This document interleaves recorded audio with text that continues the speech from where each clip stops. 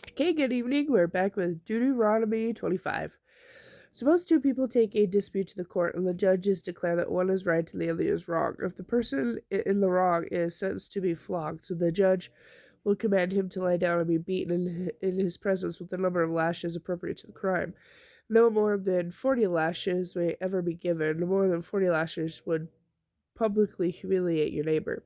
Do not keep an ox from eating as it treads out the grass. For two brothers are living together on the same property, and one of them dies without a son. His widow must not marry outside the family. Instead, her husband's brother must marry her and fulfill the duties of a brother in law. The first son she bears to him will be counted as the son of the dead brother, so that his name will not be forgotten in Israel. But if the dead man's brother refuses to marry the widow, she must go to the town gate and say to the leaders there, "My husband's brother refuses to preserve his brother's name in Israel. He refuses to marry me." The leaders of the town will then summon him and try to reason with him. If he still insists that he doesn't want to marry her, the widow must walk over to him in the presence of the leaders, pull his sandal from his foot, and spit in his face. Oh. She will then say, "This is what happens to a man who refuses to raise up a son for his brother. Ever afterward, his family will be referred to as the family of the man whose sandal was pulled off." If two Israelites are fighting and the wife of one tries to rescue her husband by grabbing the testicles of the other man, her hand must be cut off without pity. She must use accurate. You must use accurate scales when you weigh out merchandise, and you must use full and honest measures. Yes, use honest measures, weight and measures, so that you will enjoy a long life in the land of the Lord your God is giving you. Those who cheat will with dishonest weights and measures are detestable to the Lord your God. Never forget when the Amalekites did to you as you came from Egypt. They attacked you when you were exhausted and weary, and they struck down those who were lagging behind. They had no fear of God. Therefore, when the Lord your God has given you rest from all your enemies in the land he is giving you as a special possession, you are to destroy the Amalekites and erase their memory from under heaven. Never forget this. Deuteronomy chapter 26, Harvest Offering and Tithes. When you arrive in the land the Lord your God is giving you as special possession, and you have conquered it and settled there, put some of the first produce from each harvest into a basket and bring it to the place the Lord your God chooses for his name to be honored. Go to the priest in charge at that time and say to him, "With this gift I acknowledge that the Lord your God has brought me into the land he swore to give our ancestors." The priest will then take the basket from your hand and set it before the altar of the Lord your God. You must then say in the presence of the Lord your God, "My ancestor Jacob was wandering Armenian who went to live in Egypt. His family was few in number, but in Egypt they became a mighty and numerous nation. When the Egyptians mistreated and humiliated us by making us their slaves, we cried out to the Lord, the God of our ancestors. He heard us and saw our hardships, toil, and oppression. So the Lord brought us out of Egypt with amazing power, overwhelming terror, and miraculous signs and wonders. He brought us to this place and gave us the land flowing with milk and honey. And now, O Lord, I have brought you a token of this first crops you have given me from the ground. Then place the produce before the Lord your God and worship him. Afterward, go and celebrate before because of all good things the Lord your God has given to you and your household. Remember to include the Levites and foreigners living among you in the celebration.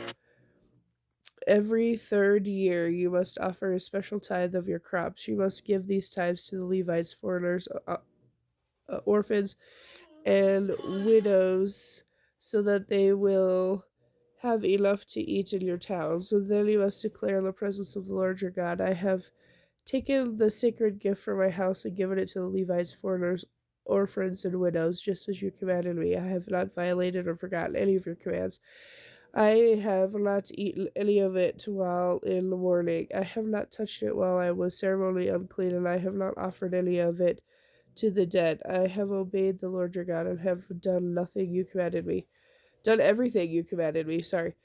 Look down from your holy dwelling place in heaven and bless your people Israel, in the land you have given us, a land flowing with milk and honey, just as you solemnly promised our ancestors." A call to obey the Lord's command. Today the Lord your God has commanded you to obey all these laws and regulations. You must commit yourself to You must commit yourself you must commit yourself to them without reservation. You have declared today that the Lord your God is your God. Sorry, let me read that again. You have declared today that the Lord is your God. You have promised to obey his laws, commands, and regulations by walking in his ways and doing everything he tells you. The Lord has declared today that you are his people, his own special treasure, just as he promised, and that you must obey all his commands. And if you do, he will make you greater than any other nation. Then you will receive praise, honor, and renown. You will be a nation that is holy to the Lord your God, just as he promised. Deuteronomy chapter 27, the altar of Mount Ebal. Then Moses and the leaders of Israel charged the people as follows: Keep all these commandments that I am giving you today. When you cross the Jordan River and enter the land the Lord your God is giving you, set up some large stones and coat them with plaster. Then write all the terms of this law on them.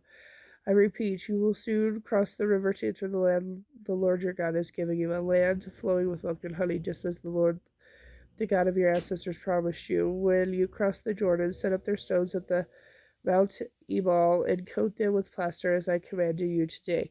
Then build the altar there to the Lord your God using natural stones. Do not shape the stones with an iron tool. On the altar you must offer burnt offerings to the Lord your God, sacrifice peace offerings on it, and feast there with great joy before the Lord your God. On the stones coated with plaster, you must clearly write all the terms of this law. Then Moses and the Levitical priests addressed as all Israel as follows: O Israel, be quiet and listen. Today you have become the Lord your God, so obey the Lord your God by keeping all these commandments and laws that I am giving you today. Curses from Mount Ebal. That same day Moses gave this charge to the people: When you cross the Jordan River, the tribes of Simon, Levi, Judah, Issachar, Joseph, and Benjamin must stand on the Mount Gershom to proclaim a blessing over the people. The tribes of Reuben, Gad, Asher, Zebulun, Dan, and Naphtali must stand on the Mount Ebal to proclaim a curse. Then the Levites must shout to all the people of Israel: Cursed is anyone who carves or casts idols and secretly sets them up. The idols, the work of craftsmen, are detestable to the Lord. And all the people will reply, Amen. Cursed is anyone who despises father or mother, and all the people will reply, Amen. Cursed is anyone who steals property from a neighbor by moving a boundary marker. All the people will reply, Amen. Cursed is anyone who leads a blind man astray on the road, and all the people will reply, Amen. Cursed is anyone who's unjust to foreigners, orphans, and widows, and all the people will reply, Amen. Cursed is anyone who has sexual intercourse with his father's wife, for he has violated his father.